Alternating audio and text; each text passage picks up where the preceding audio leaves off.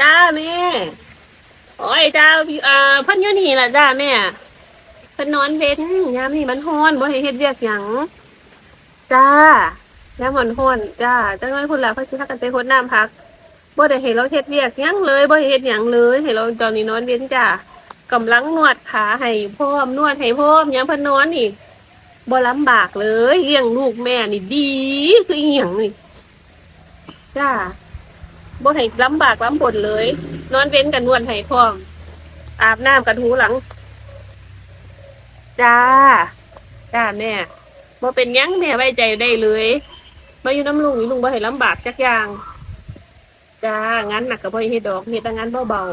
ๆจ้านี่เนื่องนวดให้เราอยู่นี่จ้าตบยุงให้พร้อมจ้าแม่จ้า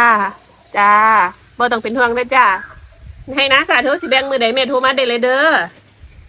จ้าพันหม้องน้ำท่วมบ่เอาเด้อแม่เด้อคันให้หม้องน้ำท่วมนี่สิให้จ่ายเฮ็ดเวียกเลยแม่นคันแบ่งหม้องน้ำท่วมให้สิเฮ็ดเวียกหนักเลยจ้าจ้าจ้าจ้าจ้าคันหม้องบ่น้ำบ่ท่วมนี่บ่ให้จ่ายจ๊ะจ้าจ้าแม่จ้าสวัสดีจ้าคือไปดีเด่นนัวบอกแม่มึงบอกขอชิคกี้พาย